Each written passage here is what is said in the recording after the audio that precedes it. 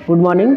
TMC knowledge में आपका स्वागत है। और आइए देखते हैं फिर से कुछ प्रश्नों को जो सक्षमता परीक्षा के लिए हैं। और आपको बता दें कि ये जो सभी प्रश्न हैं आपको पहले ही बताया गया है कि ये प्रश्न पर्यावरण और विज्ञान के प्रश्न हैं। और ये क्लास 3 से 5 और यहाँ देखिए क्लास 6 से 8 के प्रश्न हैं इसमें।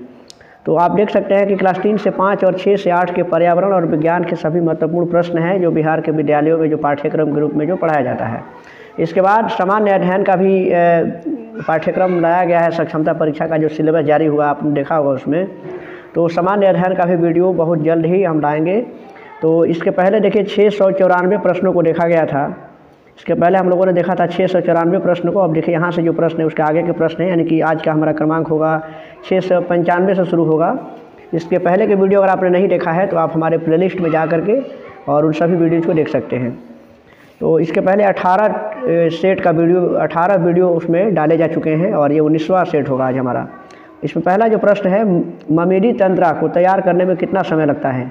देखिए ये प्रश्न है, ममेडी तंत्रा को तैयार करने में कितना समय लगता है। तो देखिए इसमें समय कितना लगता है ये बात अलग है, पहले ये जानिए कि ममेडी तंत्रा होता क्या है आखिर। तो आप इसमें देखेंगे कि ममेडी तंत्रा जो है कि ये एक कह सकते हैं कि रेसिपी है, यानी कि एक खाने वाला व्यंजन है जो आंध्र प्रदेश में होता है और उस तेलुगु भाषा में ममेडी तंत्रा के नाम से जाना जाता है। अब ये जो ममेडी तंत्रा है आंध्र प्रदेश में एक खाने वाला एक जो है कि व्यंजन है, यानी कि रेसिपी है, और इसे तेलुगु भाषा में ममेडी तंत्रा के नाम से जानते हैं। आंध्र प्रदेश में इसे आम पापड़ के नाम से भी जाना जाता है और तेलुगु भाषा में ममेडी तंत्रा कहते हैं। और ये होता क्या है कि आम के गुद्दों से बनाया जाता है, यानी कि आम के गुद्दों को काट कर पहले उसको सुखाया जाता है और फिर उसको चीनी या मीठा यानी कि चीनी के घोल में उसको डाल करके और फिर उसमें वो ये रेसिपी बनाते हैं।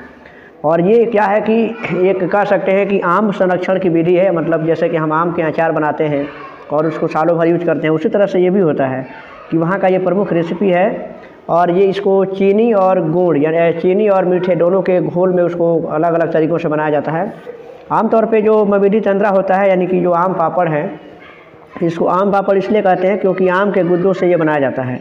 आम के गुद्दों को काट करके उसको पहले धूप में सुखाते हैं और फिर उसे चीनी और उसमें मीठे के घोल में डाल करके उसे और उसको छान लेते हैं और इस तरीके से बनता है। तो इसमें 4 सप्ताह का समय लग जाता है। ऑप्शन ए इसके लिए सही है। इसके बाद है कि हमें कैसे पता चलेगा कि खाना ख़राब हो गया है। देखिए अगला प्रश्न है, कैसे पता चलता है कि खाना ख़राब हो गया है। तो खाना ख़राब कैसे हो गया इसका पता चलता है कि इसका रंग भी बदल जाता है और सबसे बड़ी बात है कि उसमें गंध तो उसका स्वाद तो बदलेगा ही और उसमें से स्मेल यानी कि उसकी दुर्गंध भी उसमें से आने लगती है। इस तरीके से हम समझ जाते हैं कि हमारा खाना ख़राब हो गया है, यानी कि ऑप्शन डी इसके लिए सही है। ये सभी इसके लिए सही जवाब है। नेक्स्ट यहाँ से प्रश्न है कि बंजर भूमि पर सबसे पहले उगने वाले पादप कौन है। बंजर भूमि पर यानी कि जो ऊसर भूमि होती है, बंजर भूमि होती है, उस पर सबसे पहले कौन सा पादप यानी कौन सा पौधा जो है कि उगता है या उगा था, यहाँ देखिएगा। तो लाइकेन्स इसके सही जवाब हैं, यानी कि बंजर भूमि पर सबसे पहले उगने वाले पौधे हैं लाइकेन। नेक्स्ट है कि लाइकेन भी एक प्रकार के पौधे होते हैं और इसमें जैसे जो शैवाल होता है या जो लाइकेन सब इसी वर्ग के हैं। अगला है कि एक कीटभक्षी पौधे का नाम की पहचान करें। इसमें से कौन जो है कि एक कीटभक्षी पौधे हैं। हमने आपको बताया था इसके पहले वाले वीडियो में आया हुआ था कि कीटभक्षी पौधे होते हैं, उसमें उसके पत्तों में जो है कि एक घड़ा जैसा ऐसे आकृति बनी होती है और एक ऊपर से एक ढक्कन भी होता है। और जब कोई कीट और इसमें जो है कि रोम होते हैं, यानी कि छोटे छोटे रेशे होते हैं, और जब कोई कीट इसमें आता है और फंस जाता है और इसी में वो जो इसको आसानी से उसको भक्षण करते हैं, यानी कि इस तरीके से कीटभक्षी पौधे होते हैं। और इसमें से नाम बताना है कि कौन सा कीटभक्षी पौधा है। तो देखिए ड्रोसेरा है, डायोनिया है और ये यूट्रिकुलेरिया, ये सभी जो है कि कीटभक्षी पौधे ही हैं। तो आप देख सकते हैं कि यहाँ पे आपके 3 कीटभक्षी पौधों के नाम दिए गए हैं, आप याद रख सकते हैं। नेक्स्ट है कि आलू और टमाटर इसी देश से आए थे। बताना है कि आलू और टमाटर किस देश से आए थे, यानी कि क्योंकि होता है कि बहुत से फसल जो आए हैं वो विभिन्न देशों से आए हुए हैं। जैसे हमारे यहाँ जो तंबाकू होता है, तो सबसे पहले तंबाकू पुर्तगाल के देश के जो लोग यहाँ आए थे, यानी कि पुर्तगाली जब आए थे तो वो तंबाकू लेकर आए थे, यानी तंबाकू का पौधा वहीं की देन है। इस तरीके से आलू और टमाटर सबसे पहले किस देश से भारत में आए थे। तो इसका सही जवाब है कि ये दक्षिण अमेरिका से भारत में आया था, यानी कि आलू और टमाटर। नेक्स्ट है कि बीज के सबसे बाहरी भाग का क्या नाम है। बीज जो होता है उसके सबसे बाहरी जो भाग होता है उसे हम किस नाम से जानते हैं। और इसका सही जवाब है इसे बीज कोट कहा जाता है, जो बीज का बाहरी भाग होता है। नेक्स्ट है कि गड़ीसर झील किस राज्य में स्थित है। ये देखिए सामाजिक विज्ञान के प्रश्न हैं कि गड़ीसर झील ये किस राज्य में स्थित है। जैसे हमारे भारत में बहुत संख्या में झील हैं, अलग अलग उनके नाम हैं और अलग अलग राज्यों में उनकी स्थिति भी है। तो गड़ीसर झील की बात यहाँ पे हो रही है और ये राजस्थान में है। राजस्थान में और भी कई झीलें हैं, झील जितने हैं उस पर भी एक वीडियो बनेगा और उसमें सभी झील और जितने जो नदियाँ हैं इन सब के विषय में भी तो पढ़ना ही पड़ेगा। नेक्स्ट है कि निम्न में कौन पानी में नहीं चलता है। पानी में कौन नहीं चलता है, तो देख सकते हैं यहाँ पे है कि देखिए ये नौका पानी में चलती है, काफ़ी आसान सा प्रश्न है। पनडुब्बी जहाज ये सभी जो है कि पानी में चलने वाली हैं। रिक्शा जो है ये पानी में नहीं चल सकता है। नेक्स्ट है कि खाद कड़ी के जीवों में उच्च खाद स्तरों में DDT का बढ़ता हुआ जमाव कहलाता है। यानी खाद की कड़ी में जीवों में उच्च खाद स्तर जो होता है उसमें DDT का जो प्रभाव बढ़ रहा है या उसका जमाव जो बढ़ता है उससे हम क्या कहते हैं। तो इसका सही जवाब है कि उसे यानी कि बायोमैग्निफिकेशन कहा जाता है। ऑप्शन सी इसके लिए सही जवाब है। नेक्स्ट प्रश्न है कि हमें वर्षा जल संचयन क्यों करना चाहिए। वर्षा जल का संचयन होता है, यानी हम कह सकते हैं इसको वाटर हार्वेस्टिंग कहते हैं, यानी कि इसमें जल को वर्षा के जल को छत पे उसको रोका जाता है और उससे काफ़ी उपयोग ही उसको बनाया गया है। तो वर्षा जल संचयन क्यों करना चाहिए, इसका क्या कारण है कि हमें वर्षा के जल को इकट्ठा करके रखना चाहिए। और इसका सही जवाब है कि देखिए इसमें वर्षा जल का उपयोग हो सकता है क्योंकि ऐसे जो बारिश होती है उसका पानी जहाँ तहाँ बह करके वो ख़त्म हो जाता है, उसका कोई उपयोग नहीं कर पाते हैं हम लोग। वर्षा जल का देखिएगा भूमिगत जल को स्तर को बढ़ाने के लिए भी ये काम आ सकता है। और अगला है कि ये सभी यानी कि ये सभी ऑप्शन इसके लिए सही हैं। तो इस तरीके से हम जान सकते हैं कि इन सभी कारणों से हमें वर्षा जल का संचयन बिल्कुल ही करना चाहिए। नेक्स्ट है कि पृथ्वी पर जल का मुख्य स्रोत क्या है। पृथ्वी पर जल का मुख्य स्रोत क्या है आपको बताना है।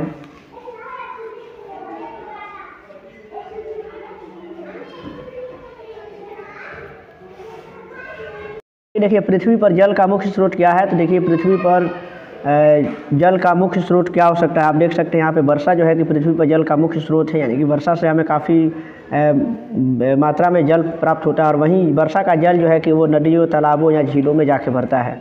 तो इस स्रोत के रूप में हम इसको मान सकते हैं, यानी कि वर्षा है। नेक्स्ट है कि केरल की शांति घाटी किस कारण संरक्षित है। केरल में जो शांति घाटी है, शांत घाटी है, वो किस कारणों से संरक्षित है, मतलब कि आज भी वो केरल की जो शांत घाटी है किस कारण संरक्षित है, मैंने किस कारण से उसको बचाया गया है, किसके लिए। आप ऑप्शन के अनुसार देखेंगे तो इसमें देखिएगा, इसमें देखिए दुर्लभ वृक्षों के लिए उस शांत घाटी को संरक्षित किया गया है। कारण क्या है कि उसमें कुछ ऐसे वृक्ष हैं जो वहाँ पर वृक्षों की दुर्लभ प्रजातियाँ हैं, यानी कि ऐसी कुछ वृक्ष हैं जिनकी संख्या अब काफ़ी कम हो रही है। तो वैसे वृक्षों के संरक्षण के लिए या उसको बचाने के लिए शांत घाटी का संरक्षण किया गया है। नेक्स्ट है कि पेंट जो है वो किस में घुलनशील होता है, किस में घुल सकता है पेंट। तो इसका सही जवाब है कि देखिए पेंट जो है वो मिट्टी के तेल में घुलनशील होता है। यही कारण है कि देखिएगा पेंट करने वाला जो ब्रश होता है तो अक्सर हम उसके लिए मिट्टी तेल में इसको धोते हैं। नेक्स्ट यहाँ से प्रश्न है कि नमक कानून तोड़ने के लिए, देखिए इतिहास का प्रश्न है ये, नमक कानून तोड़ने के लिए गांधी जी ने क्या किया। ये सभी ये जितने जो प्रश्न हैं, यानी कि जो ये स्वतंत्रता संग्राम से संबंधित प्रश्न हैं, तो स्वतंत्रता संग्राम के जितने भी प्रश्न हैं उस सभी के लिए एक वीडियो बहुत जल्द हम लाएंगे। उसमें सभी भारत की स्वतंत्रता संग्राम के जो भी आंदोलन हुए हैं उससे संबंधित सभी प्रश्न उसमें रहेंगे। अब यहाँ आपको बता दें कि देखिए महात्मा गांधी ने नमक कानून तोड़ने के लिए एक आंदोलन चला था जिसका नाम था सविनय अवज्ञा आंदोलन। आप सविनय अवज्ञा आंदोलन अवश्य ही पढ़े होंगे। सविनय अवज्ञा आंदोलन चला था और ये आंदोलन कब चला था, 1930 में हुआ था ये आंदोलन। और उसमें महात्मा गांधी ने अपने जो साबरमती आश्रम था जिनका, जो साबरमती नदी के तट पे था, और साबरमती आश्रम से गांधी ने वहाँ से यात्रा शुरू की थी और दांडी मार्च किया था। उसको दांडी कहते हैं, यानी कि दांडी।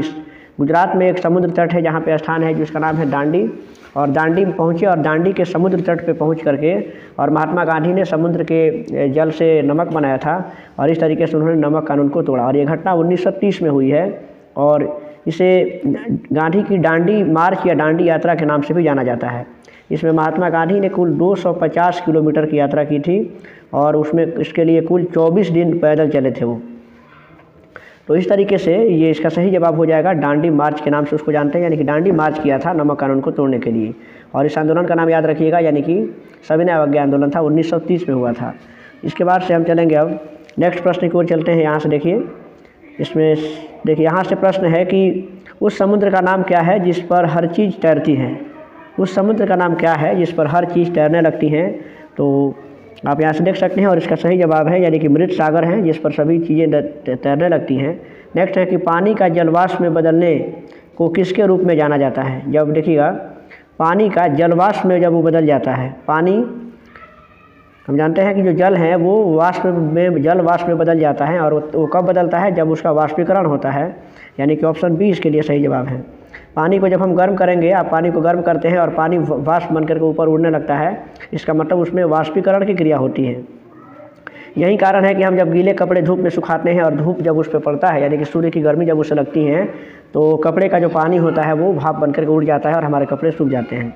नेक्स्ट इसका प्रश्न है कि मलेरिया किसके काटने से होता है। काफ़ी आसान सा प्रश्न है, आप सब जरूर जानते होंगे, लेकिन सिर्फ मच्छर के काटने से होता है ऐसा नहीं है। कहने का मतलब है कि मलेरिया मच्छर के काटने से होता है, लेकिन यहाँ पर आपसे पूछा जाएगा कि आखिर उस मच्छर का नाम क्या है, डेंगू फैलाने वाले मच्छर के क्या नाम होते हैं। तो देखिए इसमें ये मलेरिया जो होता है वो मादा एनाफ्लीज मच्छर के काटने से होता है। ये क्लास 5 में ही दिया हुआ है इसमें पर्यावरण की किताब में। तो मादा एनाफ्लीज जो मच्छर हैं वो मलेरिया, उसके काटने से मलेरिया हो जाता है।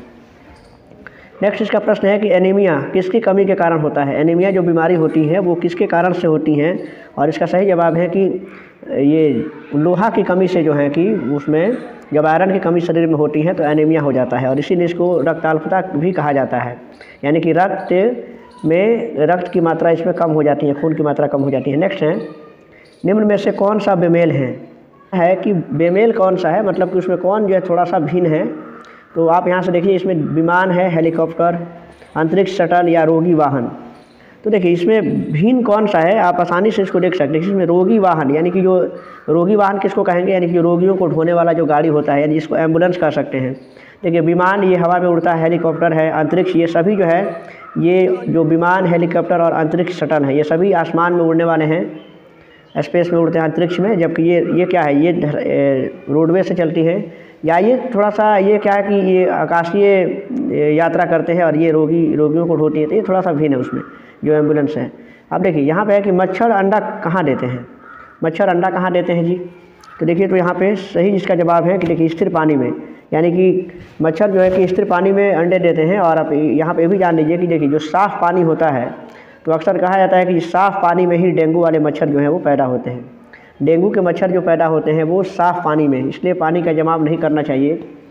तो इसका नेक्स्ट प्रश्न है कि मच्छरों के जो मच्छर के बच्चे होते हैं उनको क्या कहा जाता है। मच्छरों के बच्चों को क्या कहते हैं, उसको लार्वा कहते हैं, और उस लार्वा से ही मच्छर पैदा होते हैं।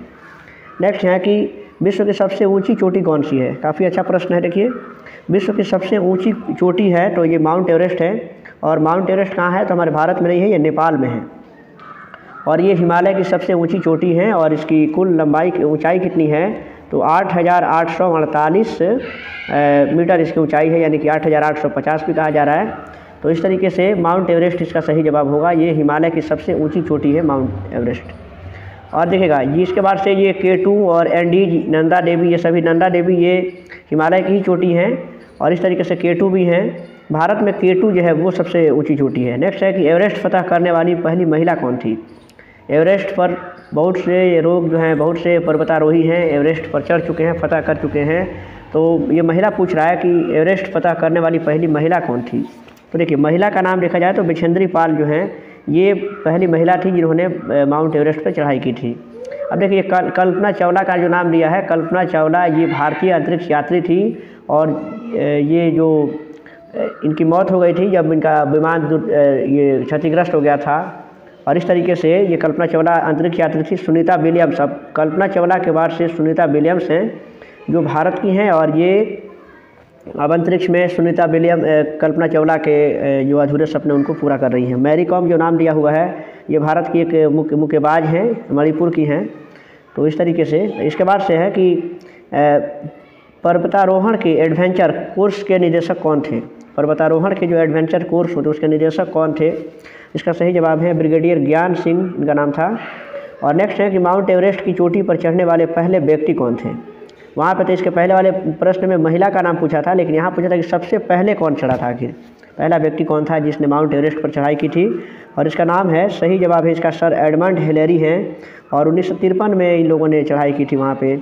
और ये भी 5 क्लास में ही है। आप 5 क्लास के पर्यावरण का पहला ही चैप्टर पढ़ेंगे, उसमें ही इसमें दिया हुआ है, पटना से नथुला की यात्रा में सब है।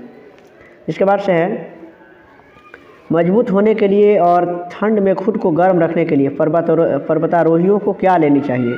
मजबूत होने के लिए और ठंड से खुद को बचने के लिए जो पर्वतारोही होते हैं, यानी कि जो माउंटेनियर हुए, जो पर्वतों पर चढ़ते हैं, उनको क्या लेना चाहिए। और देखिए यहाँ पे सही जवाब इसका है कि देखिए इसमें विटामिन सी भी लेना चाहिए उनको, एक जो है कि आयरन और टैबलेट और हॉट चॉकलेट भी चाहिए, यानी कि ये सभी चीज़ें उनके लिए ज़रूरी होती हैं। ये सभी सही है इसमें। और इसके बाद के प्रश्न है कि गोलकुंडा किला कहाँ स्थित है। गोलकुंडा का किला जो है वो कहाँ पे स्थित है, तो इसका सही जवाब है कि हैदराबाद में है। इसके बाद से भी इसमें और प्रश्न है, आइए देखते हैं उसे। अब देखिए यहाँ पे प्रश्न है कि गोलकुंडा का किला किसने बनाया था। अभी तो हमने पढ़ा कि हैदराबाद में है, मगर वो आखिर किला को किसने बनाया था, गोलकुंडा के किला को किसने बनाया था। तो देखिए ऑप्शन है इसमें, मुगल राजवंश, कुतुब शाही राजवंश, या फिर राजपूत राजवंशों ने बनाया था, या फिर तुगलक राजवंशों ने बनाया था। तो आइए देखते हैं इसको। और इसमें देखिए इस सभी ये जो प्रश्न है, इसका एक नोट्स जो है, यानी कि प्रत्येक चैप्टर का नोट्स 7 और 8 क्लास का जो विज्ञान है, पर्यावरण है, और उस सभी का नोट्स का एक वीडियो भी बनेगा इसमें, जिसमें एक ही वीडियो में कई चैप्टर को हम देख सकते हैं, और उससे और भी आपका ये कंसेप्ट जो है पूरा क्लियर हो जाएगा। फिलहाल इसका सही जवाब है, यानी कि कुतुब शाही राजवंश ने इसे बनवाया था, गोलकुंडा के किला को, जो हैदराबाद में है। और नेक्स्ट है कि कुतुब शाही सुल्तानों ने किस युग में शासन किया था। कुतुब शाही जो सुल्तान थे, तो वो कब जो है अब उन्होंने शासन किया था। इसका सही जवाब है 1518 से लेकर के और 1687 ईस्वी तक उन्होंने शासन किया था। गोलकुंडा किले में कितने बुर्ज हैं, तो इसका सही जवाब है कि वो इनकी संख्या टोटल जितने जो बुर्ज हैं गोलकुंडा किले में, तो 87 उनकी संख्या है। और इसके बाद देखिएगा, इसके बाद प्रश्न है कि गेटवे ऑफ इंडिया कहाँ स्थित है। अब देखिए गेटवे ऑफ इंडिया कहाँ स्थित है, देखिएगा ये अगला प्रश्न है, और इसका सही जवाब है कि ये मुंबई में है। अब देखिए गेटवे ऑफ इंडिया की स्थापना कब हुई थी। देखिए इसमें गेटवे ऑफ इंडिया जो बना था 1911 में बना था। जब 1911 में जब ब्रिटेन की महारानी आई थी और जॉर्ज पंचम जब आए थे भारत में, और उनके स्वागत के लिए ये गेटवे ऑफ इंडिया बनाया गया था, और ये मुंबई में बनाया गया था 1911 ईस्वी में। नेक्स्ट इसका प्रश्न है कि अंतरिक्ष में जाने वाले पहले भारतीय कौन थे। 726वां प्रश्न है ये कि अंतरिक्ष में जाने वाले पहले भारतीय कौन थे। तो इसका सही जवाब है देखिए राकेश शर्मा। अगर भारत की बात की जाएगी तो राकेश शर्मा जो थे वो अंतरिक्ष में पहुंचने वाले सबसे पहले व्यक्ति थे, राकेश शर्मा। देखिए यूरी गागरिन भी थे, यानी कि अंतरिक्ष में जाने वाले पहले व्यक्ति थे यूरी गागरिन, लेकिन ये रूस के थे, हमारे देश के नहीं थे। और भारत की अगर बात की गई तो राकेश शर्मा, और पूरे विश्व में पूछेगा तो उसमें यूरी गागरिन होगा। नेक्स्ट है कि अंतरिक्ष में जाने वाले विश्व के पहले व्यक्ति कौन थे। अंतरिक्ष में सबसे पहले कौन गया था। देखिए ये सर वही प्रश्न है, देखिए इसमें यूरी गागरिन, अभी जो हमने पहले बताया यूरी गागरिन, ये रूस के थे और ये सबसे पहले गए थे विश्व के पहले व्यक्ति थे जिन्होंने अंतरिक्ष में पहला कदम रखा था।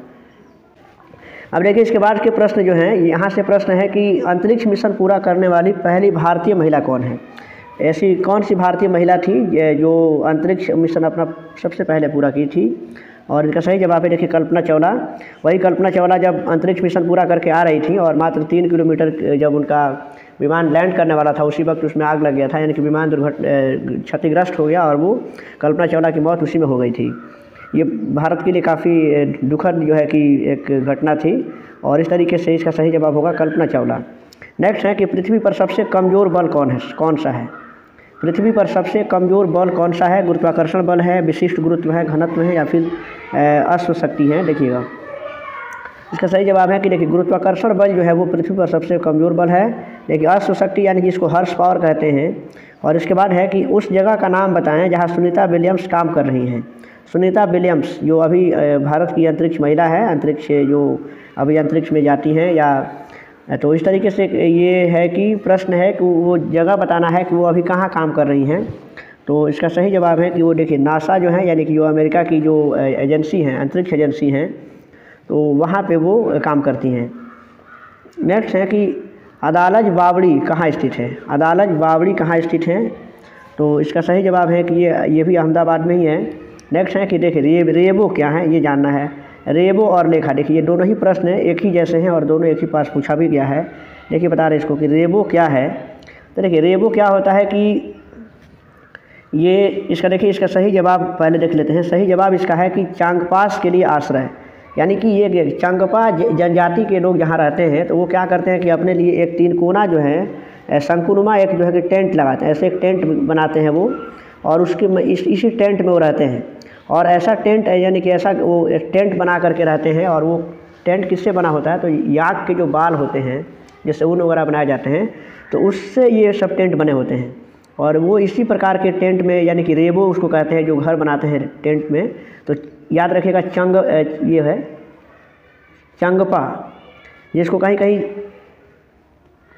चांगथांग भी बोला जाता है। यहाँ पे देख सकते हैं आप कि देखिएगा उनको कहीं कहीं लिखता है चांगथांग भी बोला जाता है, चांग और थांग, और इन्हीं को चंगपा भी कहते हैं। यानी कि चंगपा जाति के जनजाति के लोग जो है, यहाँ देख सकते हैं चंगपा यहाँ पे लिखा है, यहाँ पर 100 लिख दिया, अभी चंगपास लिखा हुआ है, कहीं चंगपा है। तो वो क्या करते हैं कि एक शंकुनुमा यानी कि इस तरीके का एक टेंट बनाते हैं और इसी टेंट में रहते हैं, और इसी को कहा जाता है रेबो।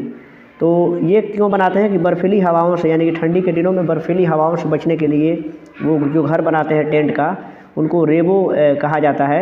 और उसी में जो वो अपने जानवरों के लिए जो घर जहाँ जो स्थान होता है, यानी कि टेंट गिराते होंगे अपने लिए और अपने जानवरों के लिए रहने के लिए, तो उनके जानवरों के रहने का जो घर होता है उसको लेखा कहते हैं। तो दोनों ही प्रश्न एक दूसरे से रिलेटेड हैं। तो ये हो जाएगा कि चंगपा जनजातियों के लिए आश्रय है, यानी कि रहने का जगह है, और लेखा क्या है, तो एक पशु आश्रय है। यानी कि वैसे जो चंगपा जनजाति के लोग अपने पशुओं के लिए जो घर बनाते हैं, जो स्थान रखते हैं, उसको लेखा कहा जाता है। तो इस तरीके से इसका सही जवाब हो जाएगा इसमें ए। और इसका नेक्स्ट प्रश्न है कि पश्मीना शाल किससे बनाई जाती है। एक भेड़ से पश्मीना शाल किससे बनाई जाती है, एक भेड़ माउंटेन बकरी से, या फिर कुत्ता, या फिर ऊँट से। देखिए जो कश्मीरी जो बकरी होती हैं, यानी कि बकरियों से के जो बाल से वो बनाया जाता है पश्मीना शाल। इसका सही जवाब है ऑप्शन बी है, यानी कि ऑप्शन बी के अनुसार दिया है माउंटेन बकरी, यानी कि जो पहाड़ी क्षेत्रों में जो बकरियां होती हैं उनके बालों से ये पश्मीना शाल बनाई जाती हैं। नेक्स्ट है कि भूकंप किसके कारण होता है। भूकंप किसके कारण होता है, तो धरती का हिलना, नदी का हिलना, पेड़ों का हिलना, या फिर कोई नहीं।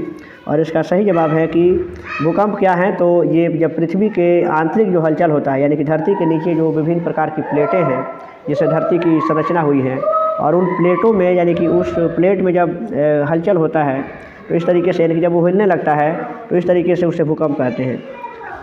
तो ये आज के हमारे प्रश्न थे, और इसके बाद नेक्स्ट वीडियो में अगले प्रश्न भी करेंगे हम। अब कुछ ही प्रश्न बच गया है, यानी कि हमने बताया था कि 1000 प्रश्नों का एक मेरे पास संग्रह है, और जिसमें 735 प्रश्न हो गए, और जो कुछ बचे हुए प्रश्न हैं उसको भी जल्द से जल्द उस वीडियो में आएगा। उसके बाद सामान्य अध्ययन का भी एक सीरीज़ शुरू किया जाएगा। तो इस तरीके से तैयारी पूरी होगी। चैनल पर अगर नए हैं तो चैनल को सब्सक्राइब कीजिएगा, और वीडियो अच्छा लगे तो लाइक ज़रूर कीजिएगा, और अपने जो सुझाव हैं वो आप कमेंट बॉक्स में दे